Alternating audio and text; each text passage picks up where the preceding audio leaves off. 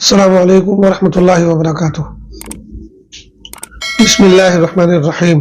حجت حدیث سیریز میں آج ہمارا جو شبہ ہے وہ یہ کہ بعض لوگ یہ اعتراض کرتے ہیں کہ حدیثوں کی جانچ پڑتال میں، حدیثوں کی تنقید میں سارا زور سند پر ہوتا ہے، راویوں پر ہوتا ہے، متن کی تنقید پر بالکل بھی دھیان اور توجہ نہیں دی جاتی۔ اس کا نتیجہ یہ ہے کہ بسا اوقات متن میں بہت سے داخلی اور خارجی تناقضات موجود ہوتے ہیں، متن میں بہت سی باتیں ایسی ہوتی ہیں جو کسی بھی طرح قابل تسلیم نہیں ہوتی ہیں، لیکن چونکہ اس کی سند صحیح ہوتی ہے، اس کے راوی ٹھیک ہوتے ہیں، ثقہ ہوتے ہیں، اس کی وجہ سے اس حدیث کو صحیح مان لیا جاتا ہے۔ تو سارا زور سند کی تنقید پر ہوتا ہے، راویوں کی تنقید پر ہوتا ہے، متن کی تنقید پر ذرا بھی توجہ نہیں دی جاتی۔ یہ وہ شبہ ہے جو مستشرقین نے اٹھایا تھا اور اس کے بعد جو ہے لوگ اس کو مستقل پیش کرتے رہتے ہیں، لیکن کیا یہ حقیقت ہے یا حقیقت کچھ اور ہے؟ اس شبے کے جواب کے طور پر ہم تین پہلوؤں سے گفتگو کریں گے۔ پہلی چیز تو یہ کہ ہم یہ دیکھتے ہیں کہ ہمارے محدثین نے نقد کی کتنی قسمیں کی ہیں۔ وہ کیا صرف سند ہی کے نقد کو مانتے ہیں یا انہوں نے متن کے نقد پر بھی توجہ دی ہے؟ تو ہم یہ دیکھتے ہیں کہ ہمارے محدثین نے دو قسمیں کر رکھی ہیں حدیث کے اندر تنقید کرنے کی، ایک سند کا نقد ہے اور ایک متن کا نقد ہے۔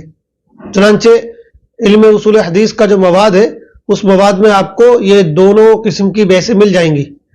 علامہ ابن حجر، حافظ ابن حجر عسقلانی رحمۃ اللہ علیہ، جو بہت مشہور محدث ہیں اور اصول حدیث کے بہت بڑے ماہر گزرے ہیں، انہوں نے جو تعریف کی ہے اصول حدیث کی، وہ فرماتے ہیں کہ معرفت القواعد المعرفہ بحال الراوی والمروی، یعنی اصول حدیث سے مراد، علم اصول حدیث سے مراد ان قواعد کو جاننا ہے جو ہم کو راوی اور مروی کے حال سے واقف کراتی ہیں۔ وہ قواعد جو راوی اور مروی کے حال سے واقف کراتے ہیں۔ تو راوی سے مراد تو سند ہو گئی اور مروی سے مراد متن ہو گیا۔ تو گویا کہ اس علم اصول حدیث کی بنیادی طور پر دو قسمیں ہیں۔ ایک قسم میں تنقید ہوتی ہے راوی کی یعنی سند کی، اور دوسری قسم میں تنقید ہوتی ہے مروی کی یعنی متن کی۔ تو خود ہمارے محدثین نے اصول حدیث کے اندر دو قسمیں کر رکھی ہے۔ تو یہ الزام بالکل یہی آگے غلط ثابت ہو جاتا ہے کہ ہمارے محدثین نے سارا زور جو دیا ہے وہ سند کی تنقید پر دیا ہے، جبکہ آپ نے دیکھا کہ ہمارے اس کی دو قسمیں بہت پہلے سے موجود ہیں۔ پھر اس کی ایک بہت بڑی جو دلیل ہے وہ یہ کہ ہمارے یہاں جو حدیث صحیح کی تعریف کی جاتی ہے اس میں 5 شرطیں بیان کی جاتی ہیں۔ ایک تو یہ کہ سند متصل ہونی چاہیے، دوسرے یہ کہ راوی عادل ہونے چاہیے، تیسری یہ کہ راوی ضابط ہونے چاہیے، اور چوتھی شرط یہ ہے کہ اس روایت کے اندر کوئی شذوذ نہیں ہونا چاہیے، اور 5ویں شرط یہ ہے کہ اس روایت کے اندر کوئی علت نہیں ہونی چاہیے۔ تو یہ جو چوتھی اور 5ویں شرط ہے کہ روایت میں شذوذ نہیں ہونا چاہیے، روایت شاذ نہیں ہونی چاہیے، اور جو 5ویں شرط ہے کہ روایت میں علت نہیں ہونی چاہیے، تو کبھی کبھی یہ شذوذ سند کے اندر بھی پایا جاتا ہے اور کبھی کبھی متن کے اندر بھی پایا جاتا ہے۔ ایسے ہی علت کبھی کبھی جو ہے سند کے اندر بھی پائی جاتی ہے اور کبھی کبھی متن کے اندر بھی پائی جاتی ہے۔ چنانچہ چاہے شذوذ سند میں پایا جائے چاہے متن میں پایا جائے، ویسے ہی علت چاہے سند میں پائی جائے چاہے متن میں پائی جائے، دونوں صورتوں میں حدیث کو جو ہے صحیح نہیں مانا جاتا ہے اور اس کو رد کر دیا جاتا ہے۔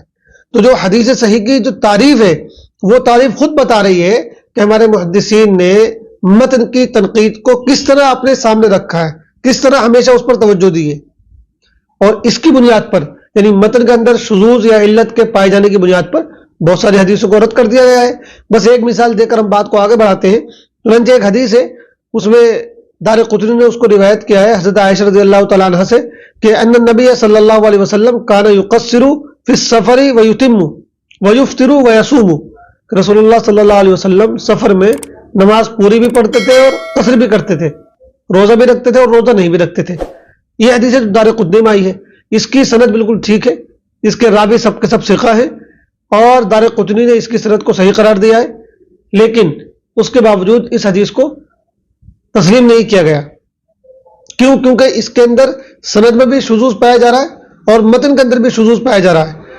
سند کے اندر تو شذوذ یہ ہے کہ اس کے علاوہ جتنے بھی باقی ثقہ راوی ہیں وہ یہ کہتے ہیں کہ یہ حضرت عائشہ رضی اللہ تعالیٰ عنہ کا اپنا فعل ہے کہ وہ خود ایسا کرتی تھی سفر کے اندر. یہ رسول اللہ صلی اللہ علیہ وسلم کا فعل انہوں نے بیان نہیں کیا ہے, یعنی یہ موقوف حدیث ہے, مرفوع حدیث نہیں ہے. تو یہ گویا کہ سند کا شذوذ ہوا.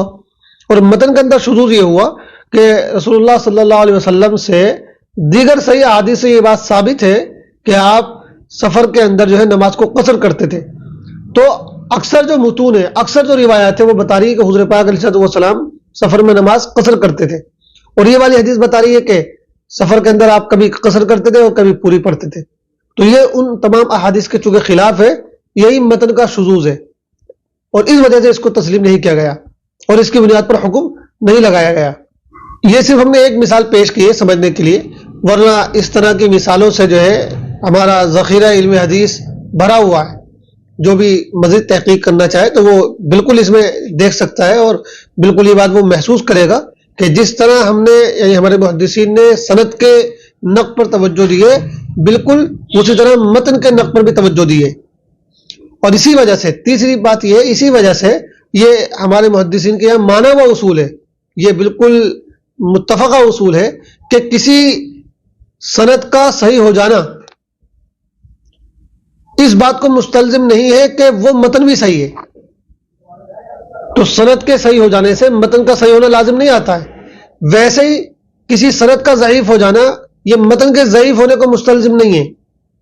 چنانچہ ایسا ہو سکتا ہے کہ کسی حدیث کے راوی بالکل ثقہ ہو, لیکن جس روایت کو انہوں نے نقل کیا ہے وہ روایت شاذ ہو یا اس میں کوئی علت پائی جا رہی ہو. اور کبھی کبھی ایسا بھی ہو سکتا ہے کہ حدیث کے راوی تو کمزور ہے, ضعیف ہے, لیکن انہوں نے کوئی ایسی روایت نقل کی ہے جو روایت بالکل ٹھیک ہے. مثال کے طور پر اسی روایت کو دیگر ثقہ راوی نے بھی نقل کر رکھا ہے. تو یہ بالکل ہمارے مانا ہوا اصول ہے کہ فیصلہ صرف اس بنیاد پر نہیں ہوگا کہ بس سند دیکھ لی جائے وہ ٹھیک ہے تو گویا کہ حدیث بھی ٹھیک ہے, اور اگر وہ کمزور ہے تو حدیث بھی کمزور ہے. نہیں, کبھی کبھی اس کے بالکل برعکس بھی ہو جاتا ہے کہ سند صحیح ہوتی ہے لیکن حدیث کمزور ہو جاتی ہے, اور کبھی کبھی سند کمزور ہوتی ہے لیکن حدیث اس کے باوجود بھی ٹھیک ہوتی ہے, قابل تسلیم ہوتی ہے. تو ان دو تین پوائنٹس کے ذریعے سے جو آپ کے سامنے ہم نے عرض کی, یہ بات واضح ہو گئی ہوگی کہ ہمارے محدثین نے پوری توجہ دی ہے سند کے نقد پر بھی اور متن کے نقد پر بھی. بلکہ بعض علماء نے تو یہاں تک لکھا ہے کہ جو سند کی تنقید کے اصول ہیں ان کی تعداد کم ہے, متن کی تنقید کے جو اصول ہیں ان کی تعداد زیادہ ہے. گویا کہ متن کی تنقید کے جو اصول بیان کیے گئے وہ زیادہ بمقابلہ نقد سند کے اصول کے. دوسری چیز یہ ہے کہ متن کی تنقید پہلے کی جانے لگی ہے اور سند کی تنقید کا سلسلہ تو بہت بعد میں شروع ہوا ہے. اور اس کی دلیل یہ ہے کہ صحابہ اکرام رضی اللہ عنہم اجمعین چونکہ سب کے سب عادل تھے, سب کے سب ثقہ تھے, ان میں تو یہ بحث نہیں ہوتی ہے کہ کون ثقہ اور کون غیر ثقہ ہے.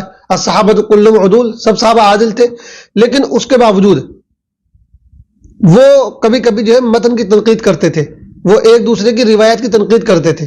یعنی صحابہ جب سب عادل ہے تو سند کی تنقید کا کوئی مسئلہ پیدا نہیں ہوتا ہے, راوی تو سب کے سب ثقہ ہے, قابل بھروسہ ہے, عادل ہے, لیکن وہ بھی کبھی کبھی ایک دوسرے کی روایت کی تنقید کرتے تھے. اس کی بہت ساری مثالیں ہیں. چنانچہ ایک مشہور واقعہ ہے کہ فاطمہ بنت قیس آئیں حضور پاک علیہ السلام کے پاس, اور وہ انہوں نے پورا اپنا واقعہ بیان کیا. تو حضرت عمر نے کہا کہ ہم جو ہے ایک عورت کی وجہ سے اللہ کی کتاب کو نہیں چھوڑ سکتے. ہمیں نہیں معلوم کہ اس عورت نے بات کو پوری طرح یاد رکھا یا بات کو بھول گئی. تو انہوں نے حضرت فاطمہ بنت قیس کی بات کو تسلیم نہیں کیا, ان کی روایت پر نقد کیا, کیونکہ ان کی روایت جو ہے قرآن کی آیتوں سے ٹکرا رہی تھی. اسی طرح ایک اور بہت مشہور مثال ہے کہ کسی نے حضرت عائشہ رضی اللہ تعالیٰ عنہ سے کہا کہ حضرت عمر رضی اللہ تعالیٰ عنہ رسول اللہ صلی اللہ علیہ وسلم کی حدیث سناتے ہیں کہ میت کو جو ہے اس کے گھر والوں کے رونے کی وجہ سے عذاب ہوتا ہے. تو حضرت عائشہ نے کہا کہ نہیں, بالکل نہیں, اللہ کے رسول نے یہ بات فرمائی نہیں تھی. آپ نے تو یہ فرمایا تھا کہ کافر کے عذاب میں اضافہ ہو جاتا ہے جب اس کے گھر والے اس پر روتے ہیں. تو یہاں پر حضرت عائشہ نے اس روایت پر نقد کیا, اس روایت کے متن پر نقد کیا جو حضرت عمر رضی اللہ تعالیٰ بیان کیا کرتے تھے. تو اس طرح کی بہت سی مثالیں میں ملتی ہیں. تو پتہ ہی چلا کہ صحابہ اکرام نے تو متن کی تنقید بہت پہلے شروع کر دی تھی, سند کی تنقید کا سلسلہ تو بہت بعد میں شروع ہوا ہے. اور یہ معاملہ صرف صحابہ اکرام پر موقوف نہیں ہے, بلکہ اس کے بعد ہمارے تابعین اور اس کے بعد کے علماء اور محدثین نے بھی یہی طرز اپنایا کہ بسا اوقات وہ راوی کو دیکھتے بھی نہیں تھے کہ حدیث کے راوی کون ہے, صرف متن کو دیکھ کر جو ہے یہ بتا دیا کرتے تھے کہ یہ متن جو ہے قابل تسلیم ہے کہ نہیں ہے. چنانچہ ابن ابی حاتم جو ہے وہ کہتے ہیں کہ احمد بن ابراہیم حلبی کے بارے میں نے اپنے والد ابو حاتم رازی سے پوچھا کہ وہ کیسا راوی ہے، اور میں نے اس کی حدیثیں بھی ان کے سامنے پیش کی. تو انہوں نے کہا بھائی میں اس راوی کو جانتا نہیں ہوں کہ کیسا ہے، لیکن اس کی جو احادیث تم پیش کر رہے ہو تو یہ احادیث ساری کی ساری باطل ہے، ساری کی ساری موضوع ہے، کیونکہ ان میں کوئی بھی بات جو ہے ٹھیک نہیں ہے. ان احادیث سے یہ پتہ چلتا ہے کہ راوی جو ہے وہ کذاب ہے اور جھوٹا ہے. تو یہاں دیکھیے آپ کہ وہ راوی کو نہیں جاننا ہے، ان کو راوی کے بارے میں نہیں معلوم ہے کون ہے، لیکن متن کو دیکھ کر اس کی روایت کردہ احادیث کو دیکھ کر جو ہے وہ یہ فیصلہ کر دے رہے کہ یہ قابل تسلیم نہیں ہے. اسی طرح ابن ابی حاتمی بیان کرتے ہیں کہ میں نے اپنے والد سے احمد بن منذر ابن جارود کے بارے میں پوچھا تو کہنے لگے کہ لا عارفو، بھائی میں اس راوی کو نہیں جانتا ہوں. کہہ رہے پھر میں نے ان کے سامنے جو ہے اس کی احادیث پیش کی تو کہنے لگے کہ حدیث صحیح، یہ حدیث تو صحیح ہے. تو متن دیکھ کر انہوں نے جو ہے فیصلہ کر دیا. اور اس طرح کی بے شمار مثال ہمیں ملتی ہے کہ ہمارے علماء اور محدثین اور نقاد حدیث جو ہے وہ صرف متون کو دیکھ کر بھی جو ہے سمجھ جایا کرتے تھے کہ یہ حدیث صحیح ہو سکتی ہے کہ نہیں ہو سکتی ہے. یہ تو دو پہلو ہو گئے. اب تیسرا جو پہلو ہے جس پر خاص طور سے گفتگو کرنی وہ یہ کہ یہ جو نظریہ آیا ہے تنقید متن کا، یہ خاص طور سے مغرب کی طرف سے آیا ہے، اور ان کی مراد یہ ہے نقد متن سے کہ ہم متن کو اس طرح جانچیں، اس کی اس طرح تنقید کریں کہ کہیں وہ ہماری عقل سے ٹکرا تو نہیں رہا ہے، ہماری عقل کے خلاف تو نہیں ہے، مغرب کے وضع کردہ اصولوں کے خلاف تو نہیں ہے، وہ دیگر مصادر کے خلاف تو نہیں ہے. تو وہ اس طرح جو ہے متن کی تنقید کروانے کے خواہش مند ہیں. ظاہر بات ہے اس طرح یہ جو نظریہ ہے تنقید متن کا اس کو بالکل بھی تسلیم نہیں کیا جا سکتا ہے، کیونکہ ہمارے یہاں جو تنقید ہوتی ہے وہ صرف اس حوالے سے ہوتی ہے کہ یہ جو روایت ہے یہ واقعتاً رسول اللہ صلی اللہ علیہ وسلم کی روایت ہو سکتی ہے کہ نہیں ہو سکتی ہے. اسی کے لیے سند کی تنقید کی جاتی ہے، اور اسی کے لیے متن کی تنقید اس اعتبار سے کی جاتی ہے کہ کہیں راوی سے متن کے نقل کرنے میں کوئی غلطی تو نہیں ہو گئی ہے. تو ہمارے یہاں جو سند کی تنقید ہوتی ہے، یہ جو متن کی تنقید ہوتی ہے، وہ دونوں صرف روات کے اعتبار سے، احادیث کے نقل کرنے والوں کے اعتبار سے ہوتی ہے. لیکن اگر کسی متن کے بارے میں یہ ثابت ہو جائے کہ وہ رسول اللہ صلی اللہ علیہ وسلم کا ارشاد ہے تو پھر اس متن پر تنقید کا سوال ہی پیدا نہیں ہوتا ہے. پھر تو وہ آنکھیں بند کر کے ہمیں ماننا ہے، چاہے وہ ہماری عقل کے خلاف ہم کو لگ رہا ہو اور چاہے وہ کسی اور چیز سے بھی ٹکرانے والا لگ رہا ہو. تو جب کوئی حدیث سند کے اعتبار سے ٹھیک ہو جائے اور متن کے اس پہلو کے اعتبار سے ٹھیک ہو جائے کہ کہیں متن کے نقل کرنے میں کسی راوی سے کوئی غلطی تو نہیں ہو گئی ہے، کوئی سے بھول چوک تو نہیں ہو گئی ہے، جب ان دو پہلو سے کوئی متن جو ہے ٹھیک بیٹھ جاتا ہے تو پھر ہم اس کو تسلیم کرتے ہیں. پھر اس بنیاد پر اس کو جو ہے نہیں جانچا جاتا ہے کہ کہیں وہ مغرب کے اصولوں سے یا دیگر مصادر سے یا عقل کے خلاف تو نہیں جا رہا ہے. کیونکہ اگر اس بات کی اجازت دے دی جائے تو پھر تو ایک بڑے فساد کا دروازہ کھول دیا جائے گا. معتزلہ نے یہی کیا کہ انہوں نے بہت سی احادیث کو صرف اس وجہ سے رد کر دیا کہ وہ ان کی عقلوں کے خلاف ان کو لگتی تھی. حالانکہ دیکھا جائے تو وہ احادیث عقل کے خلاف نہیں تھی، بلکہ وہ معتزلہ کے تنگ فہم کے خلاف تھی. ان کا فہم چھوٹا تھا، ان کا فہم کمزور تھا، تو وہ اپنے فہم کو تو نہیں سمجھ پائے کہ یہ حدیث ہماری سمجھ میں نہیں آ رہی ہے. جب ان کی سمجھ میں نہیں آئی تو انہوں نے یہ کہہ دیا کہ یہ گویا کہ عقل کے خلاف ہے. حالانکہ ان حدیث میں عقل کے خلاف کوئی بھی بات نہیں تھی. وہ کرتے یہ تھے کہ وہ ان احادیث کو جب دیکھتے تھے تو وہ غائب چیزوں کو قیاس کرتے تھے مشاہدات پر، ایسی وہ مغیبات کو یعنی غیبی امور کو قیاس کرتے تھے مادی چیزوں پر. اب ظاہر سی بات ہے کہ غائب چیز کو آپ شاہد پر قیاس نہیں کر سکتے، مغیبات کو جو ہے آپ مادی چیزوں پر قیاس نہیں کر سکتے، اور اگر آپ ایسا کریں گے تو آپ ٹھوکر کھائیں گے. چنانچہ جب انہوں نے ایسی حدیثیں دیکھی اور انہوں نے یہ قیاس شروع کیا تو ان کو بہت سی چیزیں سمجھ میں نہیں آئی، تو انہوں نے یا تو تعویل کرنی شروع کر دی یا انہوں نے رد کرنا شروع کر دیا. تو حقیقت میں وہ احادیث ان کی عقل کے خلاف نہیں تھی، اور کوئی بھی صحیح حدیث عقل کے خلاف ہو نہیں سکتی ہے، بلکہ وہ ماورائے عقل ہوتی ہے. کبھی کبھی یعنی عقل اس کو سمجھ نہیں پاتی ہے. تو جس چیز کو عقل سمجھ نہیں پا رہی ہے، کم فہم آدمی یہ سمجھتا ہے کہ وہ گویا کہ عقل کے خلاف ہے. تو اس لیے اس والی تنقید کی اجازت جو ہے وہ بالکل بھی نہیں دی جا سکتی ہے. اور تنقید کا جو یہ نظریہ ہے یہ مغرب کے ہاں تو اس لیے پیدا ہوا کہ ان کے ہاں جو اپنا مواد چلا آ رہا تھا، جو مذہبی نصوص چلے آ رہے تھے، چونکہ ان کے پاس کوئی سند موجود نہیں تھی، ان کے پاس اس کو جانچنے کی کوئی سند موجود نہیں تھی کہ واقعتاً یہ جو اس کا قائل ہے اس تک یعنی واقعتاً یہ اس کا قول ہے کہ نہیں ہے. تو اب وہ اپنے ان نصوص کو، اپنے اس مذہبی مواد کو کیسے جانچیں، کیسے پرکھیں کہ وہ ٹھیک ہے کہ نہیں ٹھیک ہے؟ تو ان کے پاس ایک ہی چیز باقی تھی کہ وہ اپنی عقل کی روشنی میں جانچیں پرکھیں. چنانچہ انہوں نے اپنی عقل کو حاکم بنا کر جو ہے اس کو جانچا اور پرکھا.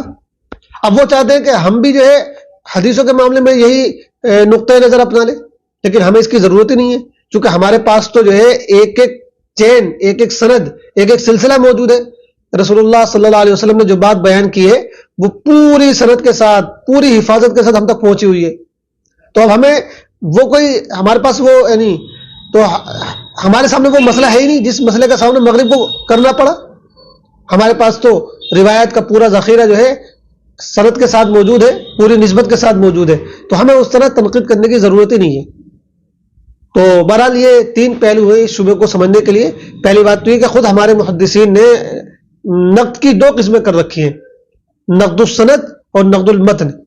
پھر جو ہمارے یہاں اصول حدیث میں صحیح حدیث کی جو تعریف کی جاتی ہے اس میں بھی جو ہے دو جو شرطیں ہیں، ان میں دونوں کا تعلق جو ہے متن سے بھی ہے اور سند سے بھی ہے.